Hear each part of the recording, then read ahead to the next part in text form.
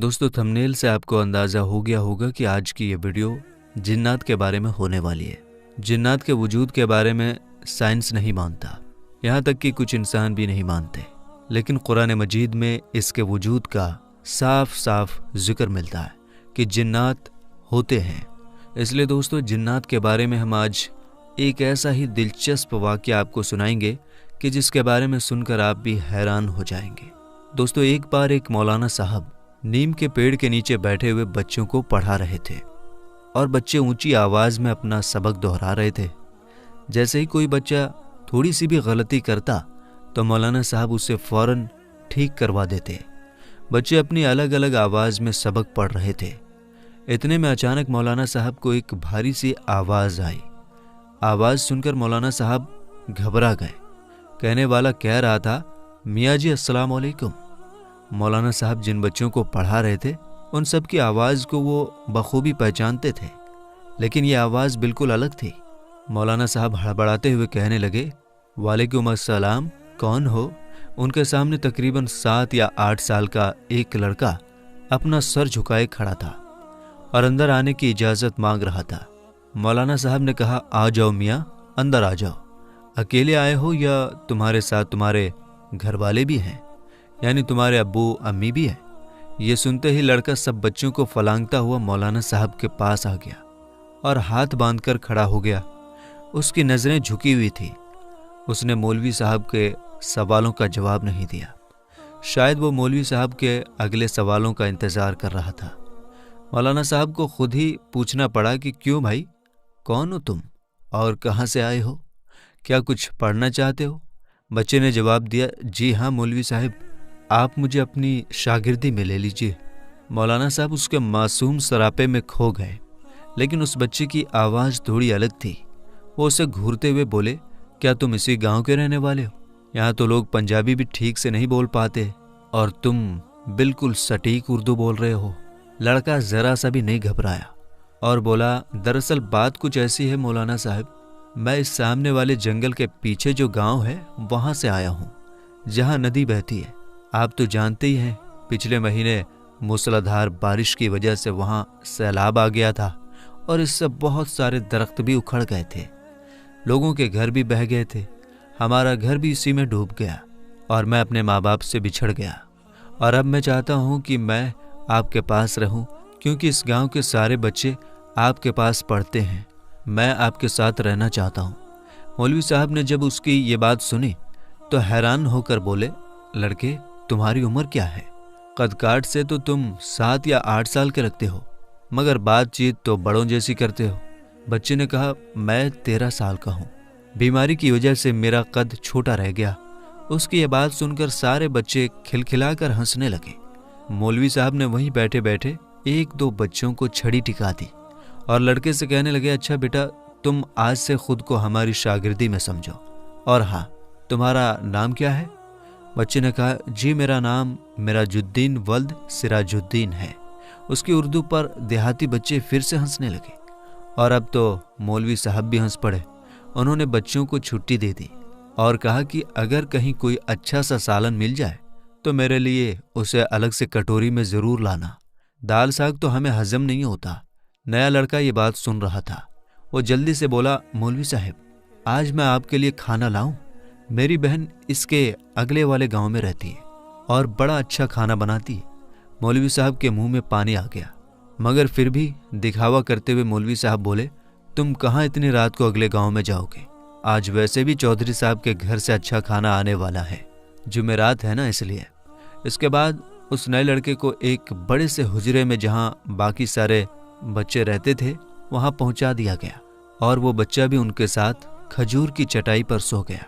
दोस्तों, अगर आपको ये वीडियो अच्छी लग रही है तो आपसे रिक्वेस्ट करते हैं कि वीडियो को एक लाइक ज़रूर कीजिएगा। दोस्तों, इस तरह से वो लड़का जिसका नाम मिराजुद्दीन और उसके बाप का नाम सिराजुद्दीन था, वो मौलवी साहब का एक अच्छा सा शागिर्द स्टूडेंट बन गया। उसका हाफिज़ा बड़ा अच्छा था। उसने 1 हफ्ते में बगदादी कायदा पूरा कर लिया और सिर्फ 3 महीने में कुरान पाक पूरा पढ़ लिया और अब तो उसे हिफ्ज़ भी करने लगा था। मौलवी साहब तो हैरान थे कि आज तक हज़ारों शागिर्दों को मैंने पढ़ाया है, मगर ऐसा हाफिज़ा ऐसी रवानी कभी देखने सुनने में नहीं आई।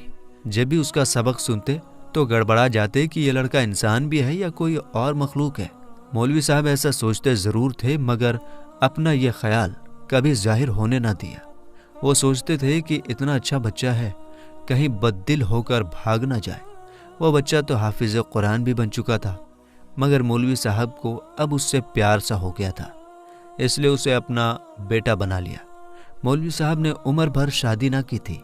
एक रात मौलवी साहब किसी का निकाह पढ़वा कर लौटे तो ज़्यादा मुर्गे का गोश्त खाने की वजह से पेट में तकलीफ महसूस हुई।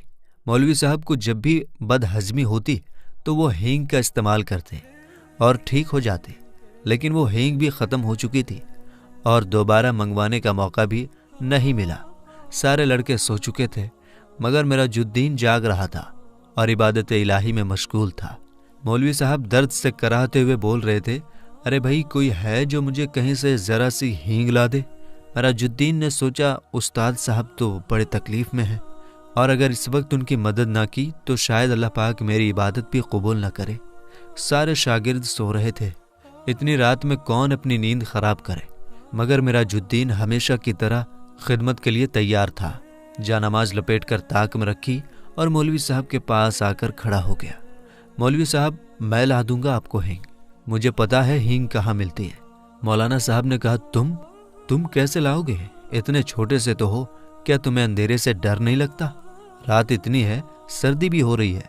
मेराजुद्दीन ने कहा, नहीं, मैं तो अपने सारे काम जब चाहूँ कर लेता हूँ और मुझे अंधेरे से डर नहीं लगता।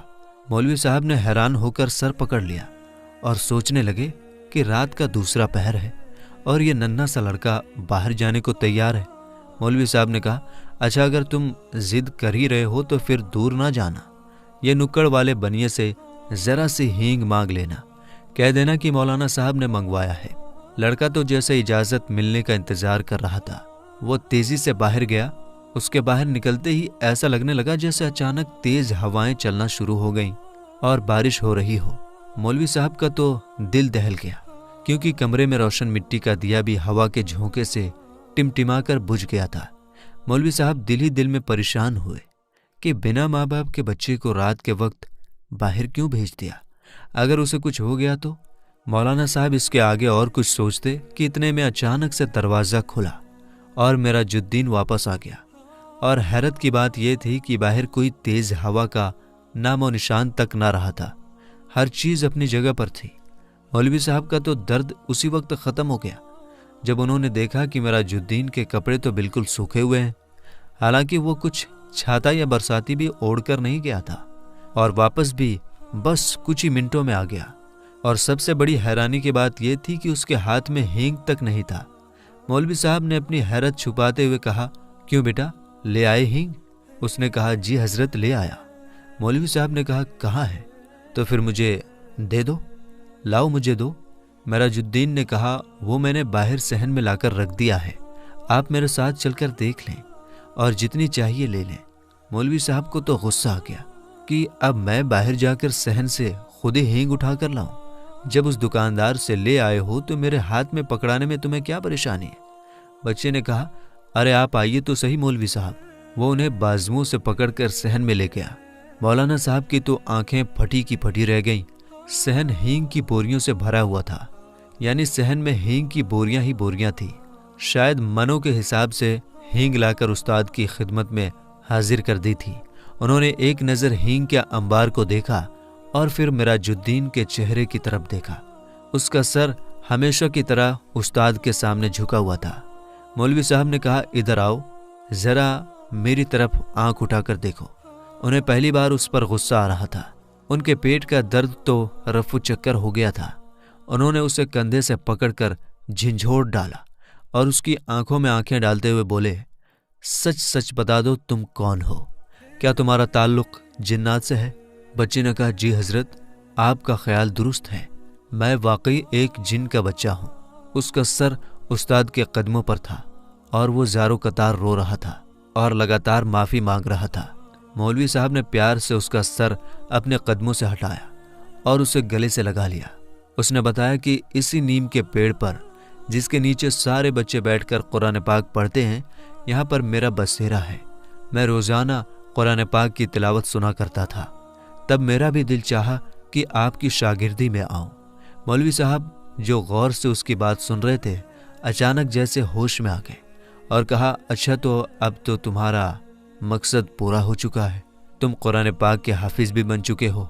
बेशक तुमने आज तक मुझे शिकायत का मौका नहीं दिया, लेकिन मुझे डर है कि अगर किसी दिन तुम्हें किसी बात पर गुस्सा आ गया और अनजाने में तुमने अपनी ताकत का इस्तेमाल कर दिया तो तब क्या होगा।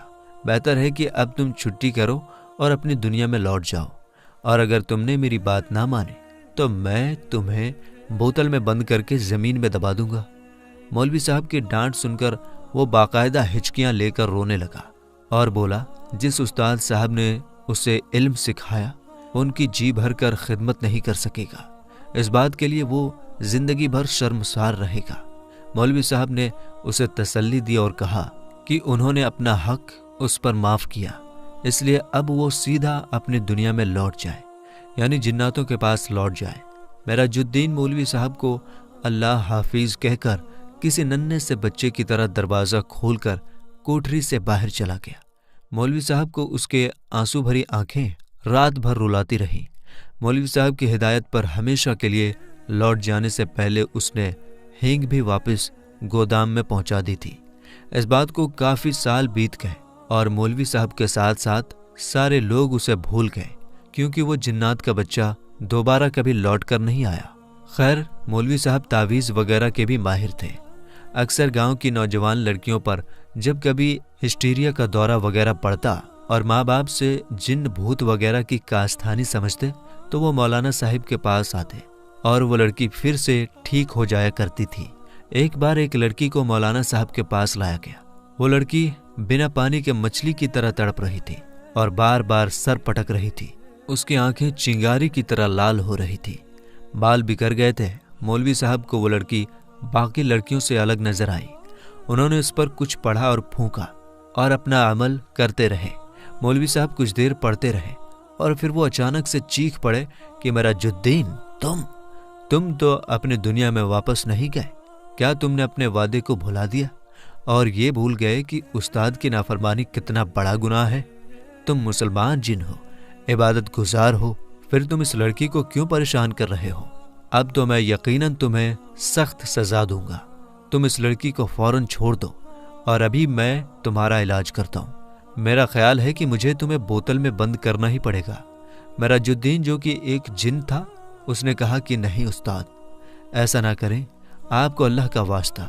मैं वादा करता हूँ कि अब आपकी तरफ कभी लौटकर वापस नहीं आऊँगा, मगर सिर्फ एक बार, आखिरी बार मुझे अपनी दुनिया में लौट जाने से पहले आपका हाथ चूमना है। आपको आखिरी बार देखना चाहता था। मैं हरगिज ऐसी हरकत ना करता अगर मैं अपनी इससे पहले वाली कोशिशों में कामयाब हो जाता। शायद आपको मालूम होगा कि गांव के जमींदार की ठीक उसी रात किसी ने चारपाई उलट दी थी। जब मैंने आपको अल्लाह हाफिज कहा था, मेरा प्रोग्राम ये था कि यूं इस बंदे के इलाज के लिए आपको बुलाया जाएगा और मैं अपने मोहतरम उस्ताद का दीदार एक बार फिर से कर सकूंगा। मगर मुझे नाकामी का मुंह देखना पड़ा, क्योंकि मुझे भगाने के लिए उन्होंने किसी को बुला लिया था। उसने मुझे सख्त तकलीफ और अजियत पहुंचाई, क्योंकि उसने मुझे वाकई एक बोतल के अंदर बंद करके खेत के अंदर दबा दिया था। वो मेरी लगन सच्ची थी कि ज़मीन पर ट्रैक्टर चला और आज पूरे 10 साल बाद मुझे रिहाई मिली। तो मैंने सोचा कि उस्ताद के दीदार के शौक़ में मैंने बड़ी सज़ा पाई। अब तो मैं ज़रूर आपकी ज़ियारत करूँगा, चाहे मुझे एक बार फिर से इसके बदले बोतल के अंदर क्यों ना जाना पड़े। मुझे बेहद अफसोस है कि मुझे ये तरीक़ा अपनाना पड़ा, मगर मेरी आज ख्वाहिश तो पूरी हो गई। अब आप मुझे बस आखिरी बार अपनी कदम बूसी का मौका दें। मैं अपने उस्ताद के कदमों की खाक पलकों पर लगाना चाहता हूँ, आपके गले लगना चाहता हूँ। मौलवी साहब ने उसे लड़की को छोड़ देने का हुक्म दिया और उसे गले से लगाकर खूब प्यार किया और दरवाज़ा खोल दिया। लड़की एकदम होश में आ गई, मगर मौलवी साहब की आंखें नम हो गई। तो दोस्तों, ये किस्सा एक मौलवी साहब और एक जिन के बच्चे का था, जो हम आपको सुनाना चाहते थे। ये वीडियो आपको कैसी लगी हमें कमेंट बॉक्स में ज़रूर बताइएगा।